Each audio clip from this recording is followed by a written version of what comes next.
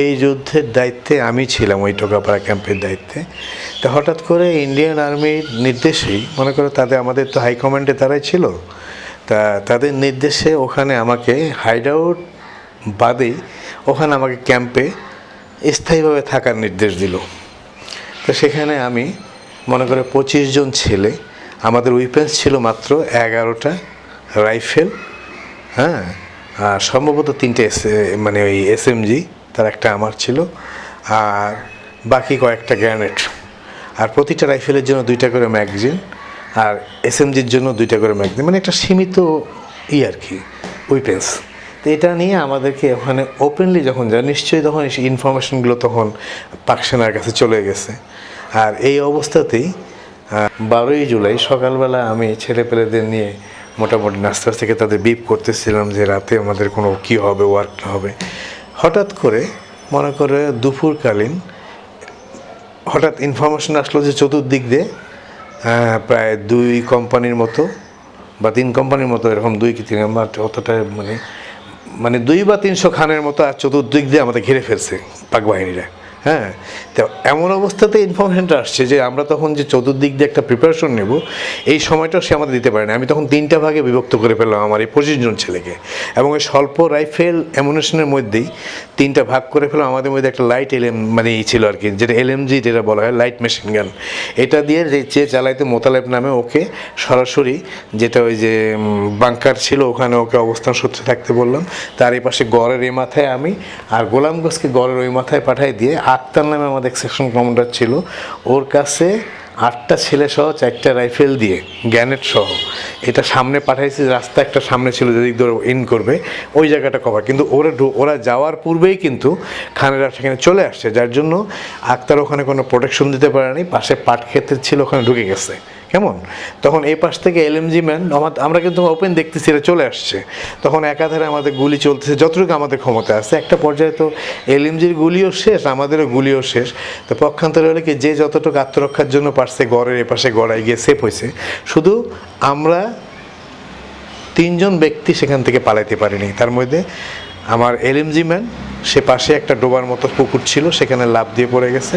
আর আমি গড় থেকে গড়ায় একটা জঙ্গলের মতো, যেটা যে পিশাচি গাছ টাছ বলে আর কি, ধরো নাকি, ওই ঝোপের মধ্যে ঢুকে, মানে ধরো ওই গড়ের রাস্তার থেকে 2.5-3 ফিটের মতো ডিস্টেন্স আর কি, ওখানে আত্মগোপন করে এইভাবে শুয়ে আছি। তা আর একজন হলে কি, ওই যে ওরা যেখান থেকে 3-4 ইঞ্চ মোটরগুলো মারছে না, এর স্পিনটা আহত হয়ে ওই জঙ্গলের মধ্যে গড়ায় পড়ে গেছে। এই কজন কিন্তু আমরা বের হতে পারিনি। তো ওখানে কিছুক্ষণ পর মানে ওই গড়ের ওই পাশে, আমরা তো এই পাশে, ওই পাশে যে কভার করতেছে গোলামগঞ্জ, ও কিন্তু বেশ কয়েকটা মানে গুলি শেষ হওয়ার পর গ্যানেট নিক্ষেপ করছে, এই করছে।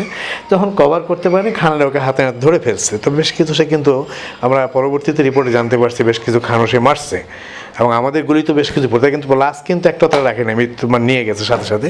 তা আমরা শুধু লক্ষ্য করতেছি যে আমি যে ওখানে মানে একান্ত নিশ্চুপভাবে জঙ্গলের মধ্যে শুধু একেবারে এইভাবে পড়ে আছি। তা আমার থেকে 3 ফিট দূরে কতগুলো বুট শাট করে দৌড়ে যাচ্ছে রাস্তা দিয়ে, যায় দেখা গেলে যে উইদিন 3 or 4 মিনিট তাও হবো না, কারো কম।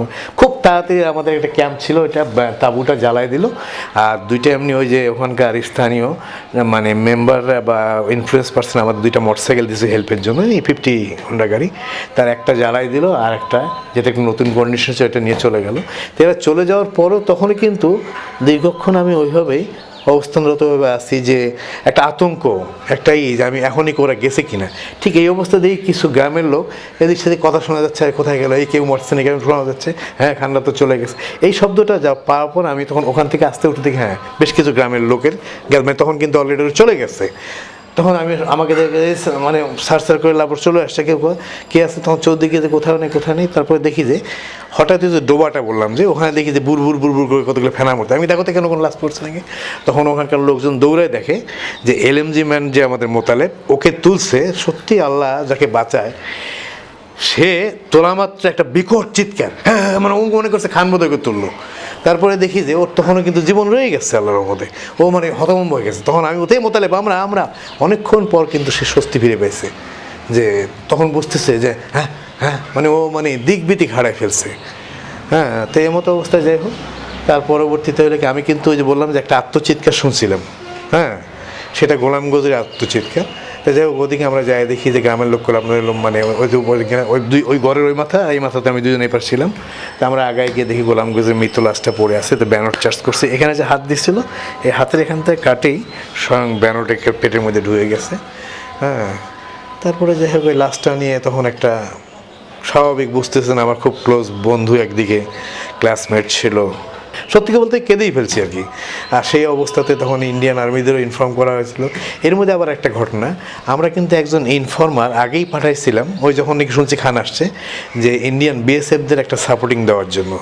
ওরা যদি এই কভারিংটা আমাদের দিত তাহলে কিন্তু খানেরা আমাদের এত সন্নিকটে আসে এই ক্ষতিটা করতে পারতো না, কিন্তু তাদের থেকে আমরা কোনো রকম হেল্প পাইনি। হয়তো বা এটা ইন্ডিয়ান গভর্নমেন্ট তখন তো ওই মানে তাদের স্বীকৃতি দেয়নি বলেই তারা এই কাজটা করেনি। শঙ্কর সে আসলো, মেজর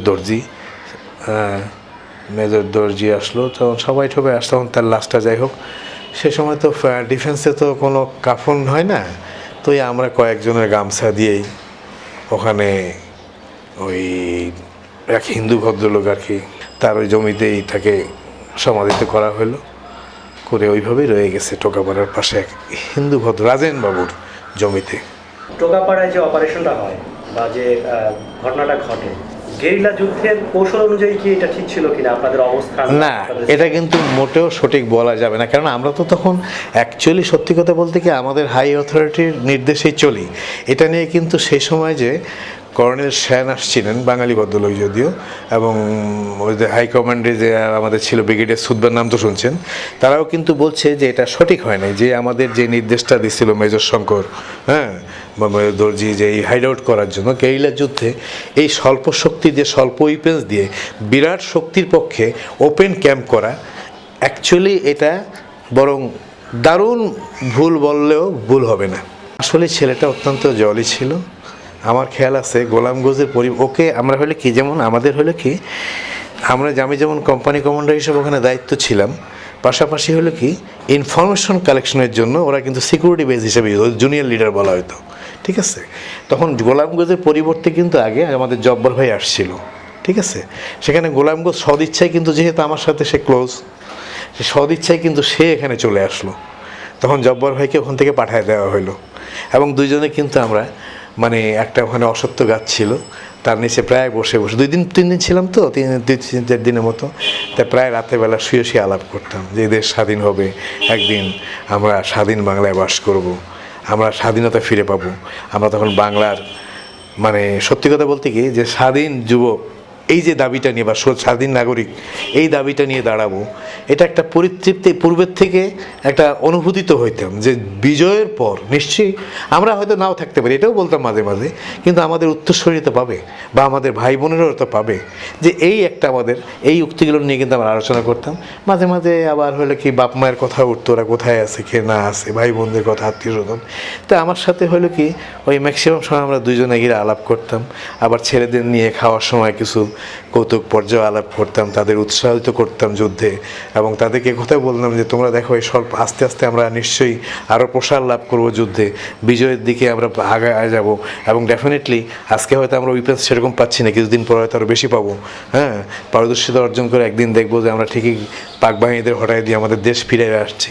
তো এখানে হলে কি আজকে এটাও বুঝে বলতাম যে আজকে যদি আমরা ফিরে যাই তাহলে তো আমাদের অবস্থানটা কী হবে, আমরা তো আমাদেরকে তো মারে ফেলবে, খালি তাই না, আমাদের ভার যদি স্বাধীন না হয় তাহলে আমাদের সত্যি কথা বলতে কি মূলত আমাদের কোনো অবস্থানই থাকবে না।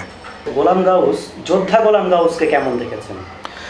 গোলাম গঞ্জকে সে যে নজিরবিহীন কাজ করে গেছে তা তো সেটা ইতিহাসের পাতায় অক্ষয় হয়ে থাকা উচিত। কেননা সত্যি কথা বলতে কি সেই সময় আমি মোতালেব গোলাম গঞ্জ তো মারি ফেললো, আমরা যদিও যুদ্ধের শেষ বুলেট পর্যন্ত আমরা ঠেকায় রাখছি, গ্রেনেড থ্রো করছি, কিন্তু গোলাম গঞ্জ তার পাশে এক ব্যক্তি ছিল, হ্যাঁ, তার কাছ থেকে শোনা এক সিভিলিয়ান প্লাস একজন আমাদের ছেলেও ছিল, যখন নাকি তার গুলি শেষ হয়ে গেছে, গ্রেনেড থ্রো করছে 2টা, সেখানে মারা গেছে, ওই মারা যাওয়ার পর সে আরও উৎসাহিত, তখন কিন্তু পাশের লোক বলছে হ্যাঁ যে এই সময় আপনি পালাই যান, আমরা পালাই যাচ্ছি, কিন্তু গোলাম গঞ্জ কিন্তু তাকে ধাক্কা দিয়ে সরাইছে, সরাইতে বলছে ইউ বাস্টার সিভিলিয়ান, ঠিক এই কথাটি উচ্চারণ করছে, তার মুখ থেকে শোনা এটা কিন্তু। হ্যাঁ, এবং পরপর সে আরও জ্ঞানের একটা থ্রো করে আবার তখনই কিন্তু তাকে ধরে ফেলছে। ও তো নিজে বলছে যে আমাদের গড় পার হয়ে বেশ কিছু দূর চলে গেছি, পাট খেতে ভিতরে ঢুকে গেছি, কিন্তু গোলামগঞ্জকে আমরা সরাইতে পারিনি ওই জায়গার থেকে। তো এই যে আত্মহত্যা, মানে সে একসময় কিন্তু এক্সাইটেড হয়ে গেছিল, হ্যাঁ, যে পাক বাহিনীকে ঢুকতে দেবো না, আমার দেশের জন্য জীবন দিয়ে হলে আমি মাতৃভূমি রক্ষা করব। এই যে প্রতিশ্রুতির ভাব এবং এই মনোভাব নিয়ে যে সে আত্মহত্যা দিয়ে গেল, তো এই গোলামগঞ্জের সাথে কিন্তু এই গোলামগঞ্জ তাহলে প্রকৃত সেও কি বীর প্রতীক পাওয়া বা বীর কি বলে বীরশ্রেষ্ঠ পাওয়ার যোগ্যতা রাখে না? আমার প্রশ্ন কিন্তু এটা।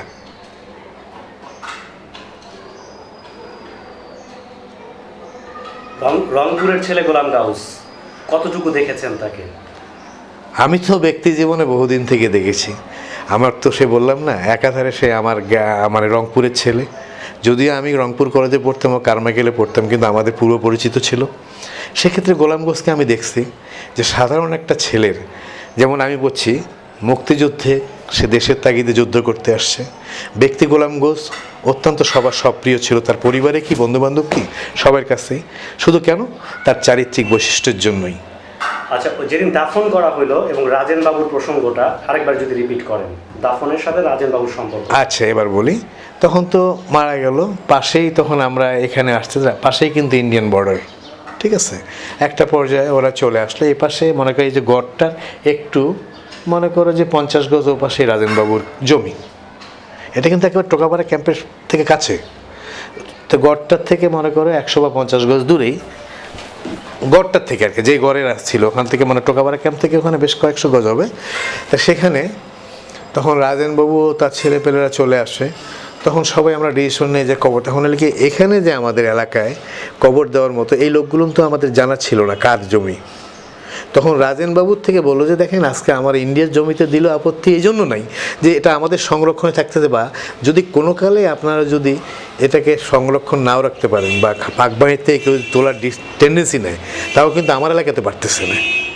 এই যে তার সৎ ভূমিকা, হ্যাঁ, সত্যি কথা বলছি, এই মহৎ ব্যক্তির এই আবেদন আমাদের তখন খুব সুন্দর লাগছিল, যার জন্য তখন তারই অনুমতি সাপেক্ষে, হ্যাঁ, আমরা অনুমতি বললে ভুল, যে তার এই সদয় নিবেদনকে আমরা উপেক্ষা করতে পারিনি এবং আমাদের নিবেদনটাও সে খুব সাদরে নিছে, যার জন্য উভয়ের এই সম্মতি সূত্রেই এই কবরটা দেওয়া হয়।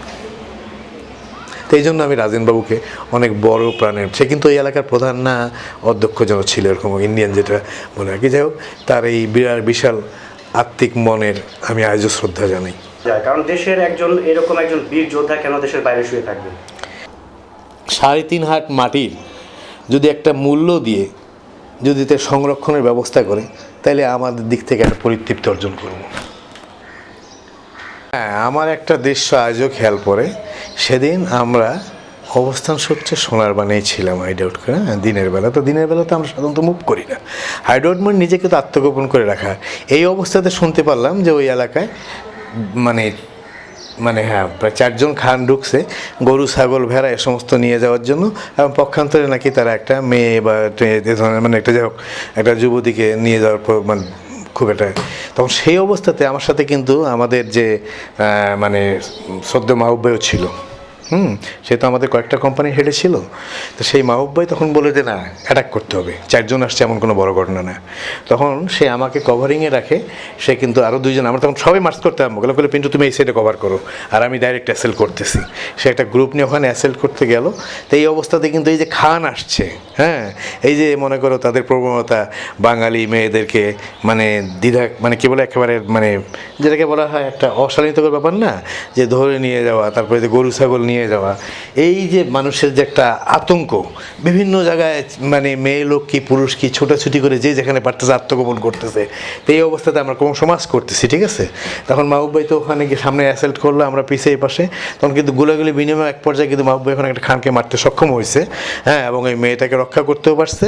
শুধু এটা বিস্তারিত ঘটনা আছে পরে বলতেছি। তাই ফিরে আসার ঘটনা আর কি, মাহবুব ভাই ওদিকে ওই পাশে গোলার, আমরা এই পাশে দিয়ে ঘুরে আসতেছি, হ্যাঁ।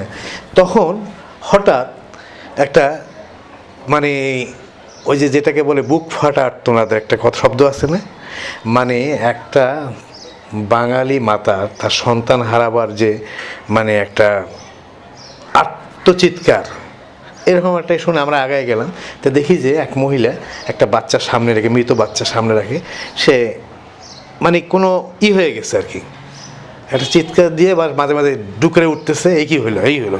ঘটনার সূত্রে জানতে পারলাম যে এই যে বাঙালির আমাদের মা বোনদের ইজ্জত রক্ষার ক্ষেত্রে তারা যে মানে খানদের হাত থেকে বাঁচার প্রবণতা, এক পর্যায়ে যে তালমা নদী কিন্তু খুব একটা খরস্রোতা ছিল না, তো সেখানে ওই যেটাকে আমাদের দেশীয় ভাষায় বিন্যার্থক বলা হয় না, কাশ ফুলের মতো, তো ওইখানে ওই কাশ গাছের মতো আর কি, ওইখানে ঝোপের মধ্যে সেই পানির মধ্যে নিমজ্জিত হয়ে নিজেকে আত্মগোপন করে নাক ভরে, কিন্তু কোলে তার বাচ্চাটা ছিল।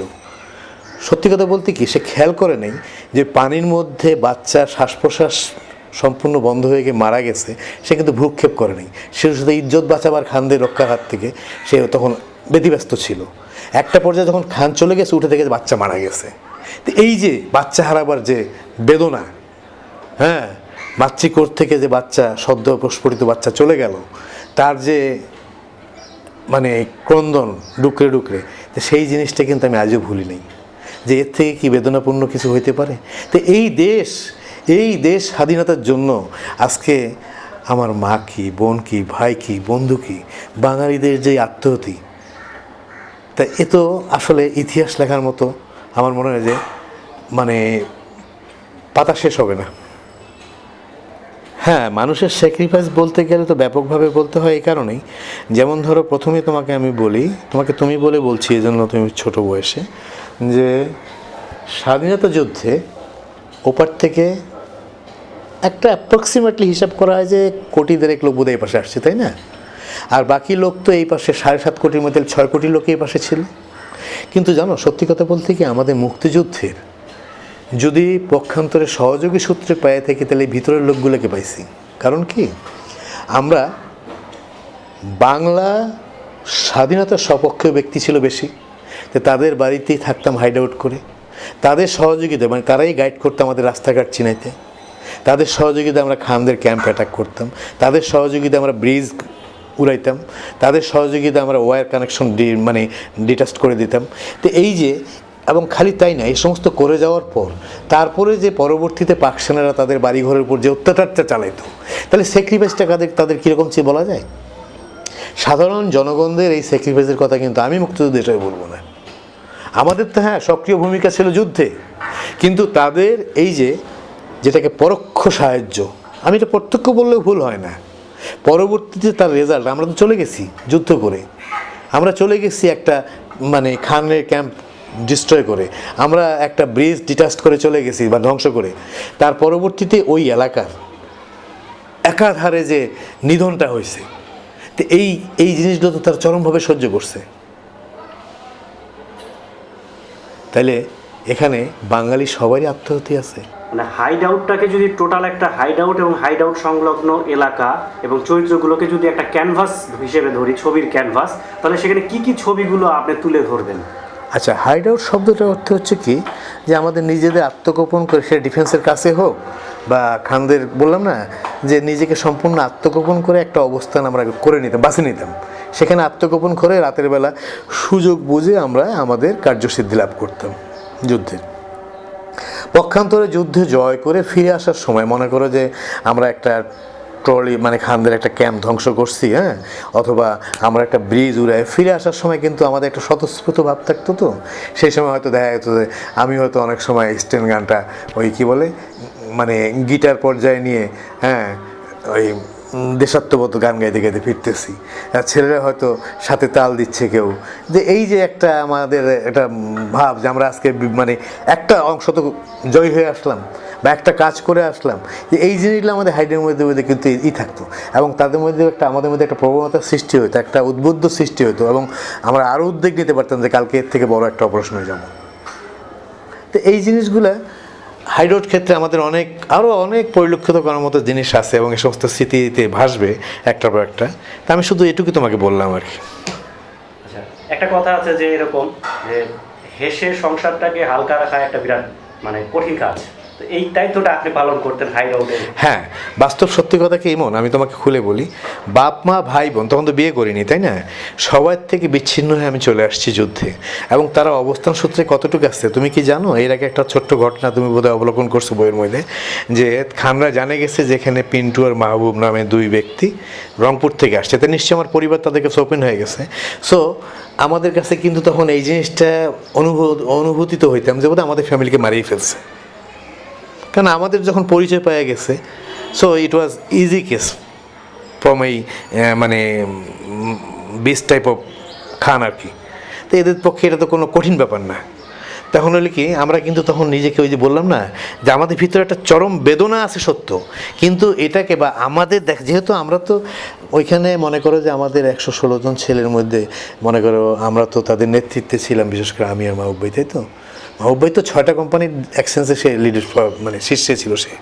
তখন মনে করে এই ছেলেগুলোর ভিতর সবাই তো একই অবস্থায় আসছে বাপ মা ছাড়ে, তো তাদের ভিতর যেন সবসময় একটা মানে আমি কী বলবো যে মানে যেটা হলে কি তাদের ভিতর যাতে কোনো রকম একটা বেদনার সৃষ্টি না হয়, তারা যাতে ভাঙে না পড়ে, তারা যেন দেশের তাগিদে দেশে আত্মহত্যের তাগিদেও যেন তারা কোনো ঘাবড়ায় না যায়, দেশ বিজয়ের যেন তাদের একটা পুলক অর্জন করে এই মনোভাব নিয়ে থাকা, এই জিনিসটা তাদের মধ্যে আমরা তাদের ইন্ধন যোগাই দেব এক কথায়। আর যার জন্য কিন্তু বললাম না যে এই বেদনাটাকে ঢাকার জন্য এ সমস্ত আমরা কিছু কমেডি রূপ বহন করতাম, প্রয়োজন ছিল ওই সময়। আচ্ছা, নিজেকে মূল্যায়ন করেন যোদ্ধা পিন্টু। আমি আমাকে কি মূল্যায়ন করব? প্রকৃত অর্থে আমার এই ব্যাপকতার আমার যে ব্যাপকতা বললে ভুল, আমি যে সমস্ত এই যে যুদ্ধের সপক্ষে কীর্তিকলাপ করে গেছি, যা কিছুটা প্রকাশিত হলে তোমার কাছে বলো, এর উপর বিচার বিবেচনা করবে তো আমার উত্তরসূরিরা। যুদ্ধের ভেতরে আমরা জীবনকে দেখতে পাই এবং সেটা আপনার ভেতরে দেখতে পাই, যুদ্ধের ভেতরে জীবন। কিছু ঘটনা কি বলা যায় যে সেই জীবনগুলো কেমন ছিল? হ্যাঁ, সেই জীবনগুলো ছিল একটা সবসময় টেনশন বললে ভুল, তবু সবসময় মানে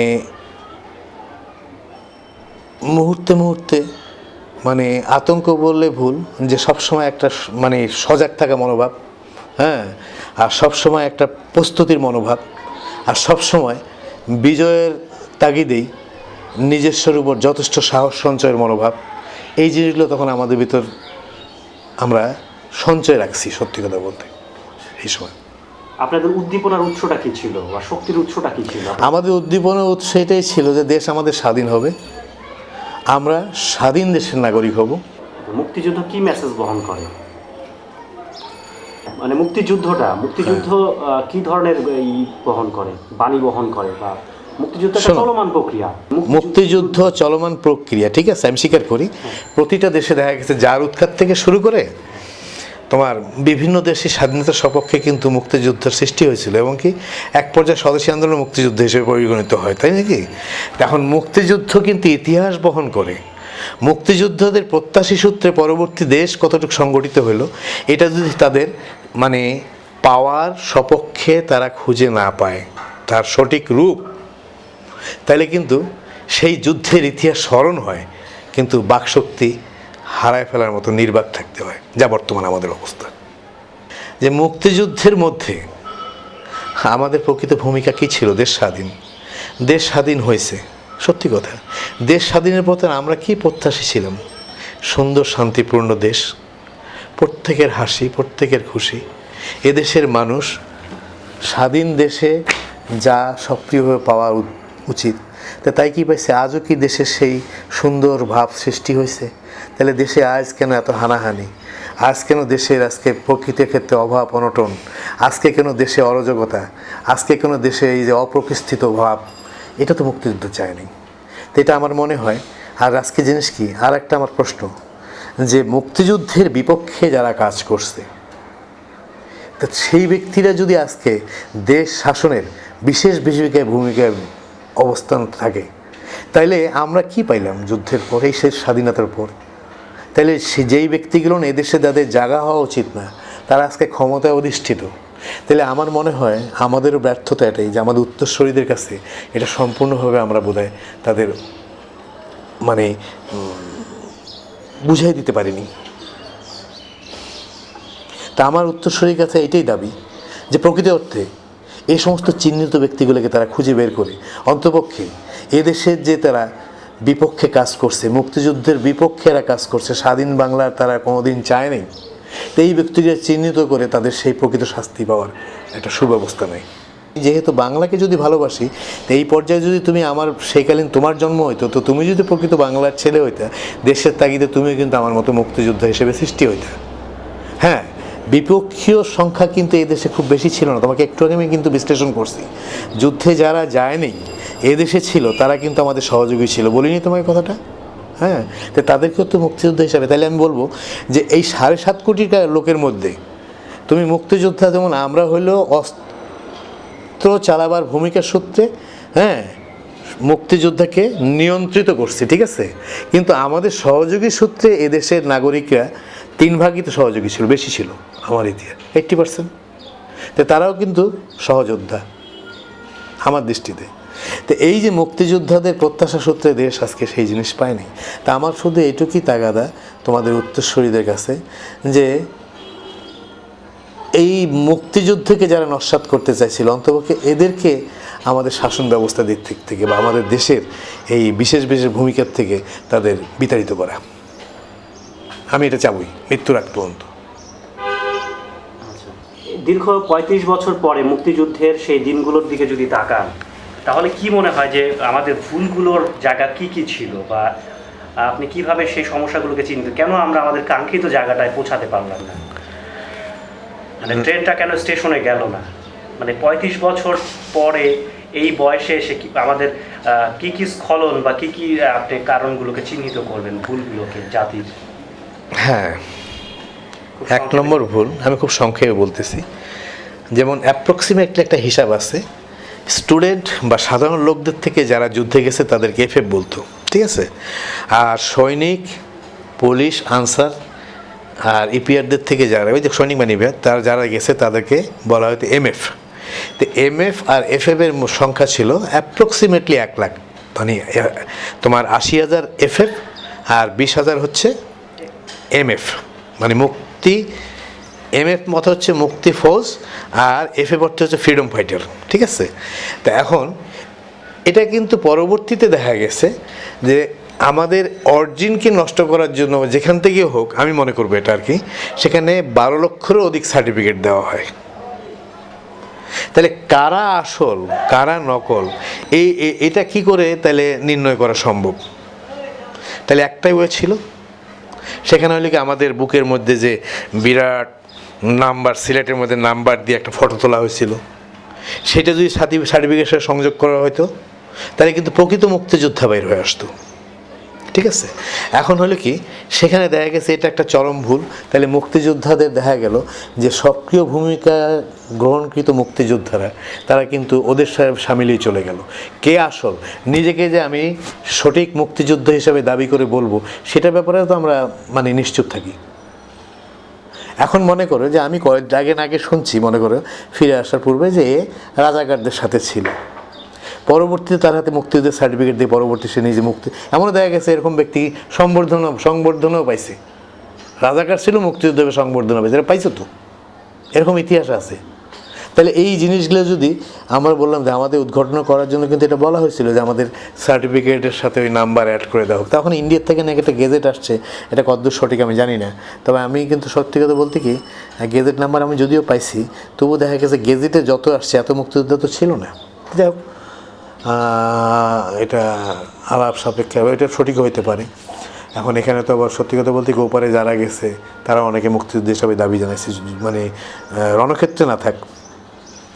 তা এখন সেই জন্য বললাম, তবে আমি পাশাপাশি এটুকু বলবো যে ওপারে মুক্তিযোদ্ধা হিসাবে যদি কোনো তারা যদি মানে ওই যে স্লোগান দিছে, সেও মুক্তিযোদ্ধা দাবি করতেছে, তাহলে এপারের যে লোকগুলা, এই যে আরও বাকি যে 6 কোটির মধ্যে মনে করো 5 কোটি লোক যে মুক্তিযুদ্ধের সহযোগিতা করছে, তারা মুক্তিযুদ্ধ অপারেশন করে চলে যাওয়ার পর বাড়িঘর তাদের পোড়ায় দিছে, তাদের গৃহে অবস্থানকৃত তরুণীদেরকে মানে বলৎকার করছে, তাহলে এরা কি মুক্তিযুদ্ধের সার্টিফিকেট পাওয়ার যোগ্যতা রাখে না? 1 লক্ষ ইস্যু করার কথা, সেটা আজকে 10 লক্ষ, 12 লক্ষের উপরে। হ্যাঁ, তাহলে 10 লক্ষ কারা, এই 11 লক্ষ কারা, এই 11 লক্ষ কারা, তাহলে এই এরকম আর কি কি ভুল আছে? যেমন আরও ভুল আছে, পক্ষান্তরে আমি বলবো মোটা দাগের ভুল। হ্যাঁ, মোটা দাগের ভুল, এটা তো আমি ওপেনলি মুক্তিযুদ্ধ হিসেবে বলতে পারি। হয়তো এটা কালারিং হলে আমার জীবনের একটা ক্ষতিও হতে পারে। যেমন সেই সময় মুক্তিযুদ্ধের বিপক্ষে কাজ করছে জামাতে ইসলামের গোলামে আজম, তা সেখানে তাকে সিটিজেনশিপ, তখন নুরুল আমিন ভাষার সাথে বেইমানি করছিল, বাংলার মাটিতে ভাষার কারণে তাকে কবর দেওয়ার সাহস হয়নি। তাহলে যে জাতির সাথে দেশের সাথে বেইমানি করলো তাকে কি করে সিটিজেনশিপ দেয়, আমাকে বুঝাও। এটাকে বল না।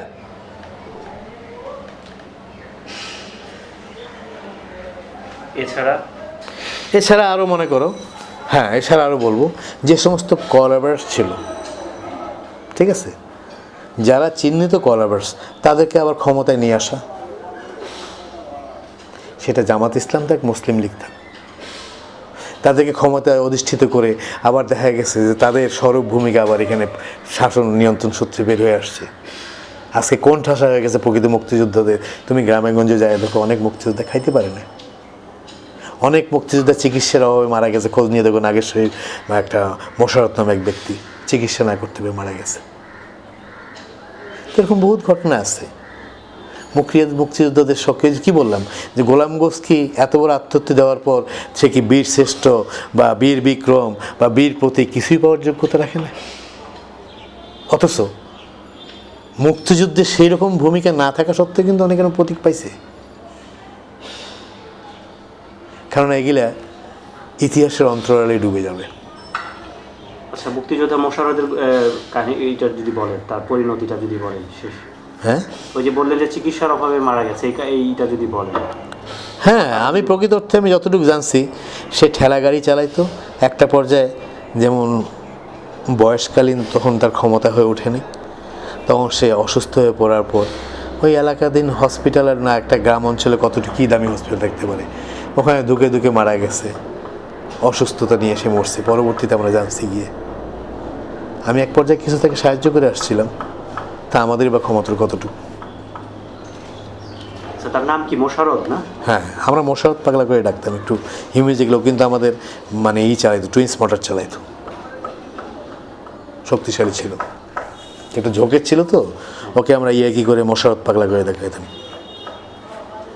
আচ্ছা, একটা কথা বলি, সেটা হচ্ছে যে ওই মতিবিড়ি খেতেন আপনারা, মতিবিড়ির প্রসঙ্গটা অনেক আসে, ভূতির গল্পটা যদি একটু বলেন। আচ্ছা, এটা আরও নাম ছিল। আচ্ছা, একটু বড় সাইজ হলে ওটাকে আমরা বলতাম 303। হ্যাঁ, এটা হলো কুম্বি পাতার বিড়ি, বাংলাদেশ থেকে যেটা পাইতাম। আর ওখানে ছোটো ছোটো বিড়ি ছিল, মতি বিড়ি যে বলে না। আচ্ছা, এই বিড়িগুলো আমরা বলতাম 9mm, মানে হলো কি SMGর বুলেট, ছোটো ছোটো। তো এইগুলো যে হাইটে ওঠে জগিং হইতো তো। আর ওখানে তো পাওয়ার মধ্যে কিছু পাইতাম না আমরা তখন। তো ওই যে বললাম না, সিগারেট অভ্যস্ত হয়ে গেছি, কারণ সেই সময় ট্রেনিং পিরিয়ডে আমাদের সিগারেট দিত ইন্ডিয়ান গভর্নমেন্ট এসে থেকে, ট্রেনিং থেকে। হ্যাঁ, তখন ট্রেনিংয়ে এখন এটা যেইখান থেকে দেখো আমাদের সিগারেট দিই, ওই সিগারেট খাওয়া শেখার পরে এখন তো গ্রামে গঞ্জে সিগারেট কোথায় পাবো, তখন ওই যে আমরা ওই বিড়ি টানতাম, ওই 9mm বললাম না, মতি বিড়ি। তো ওটাকে ভূতি কইতাম। ভূতি বলতে হলে কি এটা রংপুরি একটা আঞ্চলিক শব্দ। সেটা হলে কি, ওই কিষানরা যখন কাজ করতো তখন দেখা যেত ওই যে পোয়াল, মানে খ্যার আছে না, ওইটাকে দড়ির আকারে তৈরি করে বা ওই আগুন লাগায় রাখতো। ওই আগুনটা দীর্ঘক্ষণ জ্বলতো, মানে তুষার আগুনের মতো জ্বলতো, নিপ্ত না। তো ওইটা দিয়ে সময় ক্ষেত্রে ওই বিড়ি লাগাইতো। তো ওই ভূতি হিসেবে আমরা ট্রিট করতাম। আচ্ছা, এটা একটা সুন্দর ইতিহাস, বুঝছো। যুদ্ধের তখন কিন্তু 16ই ডিসেম্বরে যেটা ওরা সারেন্ডার করছে, বাংলা বিজয়ের মানে বাংলা বিজয় ঘোষণা হয়ে গেছে, তখনও কিন্তু আমাদের যুদ্ধ চলতেছে। সন্ধ্যার দিকে সিজফায়ার হলো আমাদের, বুঝছো। সিজ হওয়ার পরে সত্যি কথা বলতেছি আজকে ইমন, ওটা একটা বিজয়ের চরম মুহূর্ত। কিন্তু মাহবুব ভাইয়ের আমি চাঁদনি রাত একটা ট্রেন ছিল বীরগঞ্জের একটা জায়গা, বাসবের মানে আমার ডিফেন্সটা ছিল, কতগুলো বাসব ছিল, তো তার এই মানে অভ্যন্তরে আর কি। তা সেখানে চাঁদের আলো এসে পড়তেছিল। তা আমি আর মাহবুব ভাই তখন সিজফায়ার, যুদ্ধ নাই, কিন্তু ট্রেন্সে শুয়ে আছি, বুঝছো। তখন মাহবুব ভাই আমাদের সদুক্তি যেটা, মাহবুব ভাই দেশ স্বাধীন হইলো, আমি প্রশ্ন করলাম, তখন সে করছে যে হ্যাঁ হইলো। তা কিন্তু এরপরে কি স্বাধীন বাংলার কি অবস্থা হবে? তখন আমি বললাম সুন্দর একটা দেশ, হ্যাঁ, এবং সেই দেশে আজকের থেকে আমরা স্বাধীন নাগরিক। তখন বলে তুমি কি জানো, সে কিন্তু তখন রাশিয়ার যার উৎখাত করছিল যে তার মুক্তিযোদ্ধাদের ইতিহাস, নিয়োগিনীর সেই ইতিহাস, এগুলা করার পর আতঙ্কিত নয়, কিন্তু বেদনা মুহূর্তগুলো না আমার কাছে কিছু চরমভাবে উদ্ভাসিত হলো। সেটা হলো এই কারণেই যে মুক্তিযোদ্ধাদের মূল্যায়ন সূত্রে বহু যুগ মুক্তিযোদ্ধাকে এই যুদ্ধের পরেও কিন্তু আবার পরবর্তীতে মানে তাদের প্রাণ হারাইতে হয়েছে, এরকম ইতিহাস আছে। তাই মাহবুব ভাই কিন্তু তখনই বলছিল যে আমাদের ভূমিকাটা কী হবে, আমাদের মূল্যায়ন কতটুকু হবে, এবং আমিও বলছিলাম তখন আমাদের ভিতর এই সদুক্তিটা যে জানি না আমাদের কীভাবে নেবে দেশ। তবুও আমরা মনে করি আমাদের উত্তরসূরি সুখে থাক, আর সোনার বাংলা যেটা আমরা বলি, হ্যাঁ, যে এটা গোল্ডেন বেঙ্গলি তৈরি হোক। কিন্তু আমরা কি সেটা পাইছি? স্বাধীনতার সেই সুন্দর দিনটা যাতে আমরা উৎফুল্ল বোধ করছি, কিন্তু পরবর্তী কি হবে তার একটা চিন্তা আমাদের মধ্যে আসছে ঠিকই, তবু একটা উৎফুল্লতা নিয়ে আসছে। কিন্তু উত্তরসূরিরা আমাদের সুন্দরভাবে থাকবে, দেশ একটা সুন্দর বাংলায় সৃষ্টি হবে, তা আমরা কি সেই বাংলা পাইছি?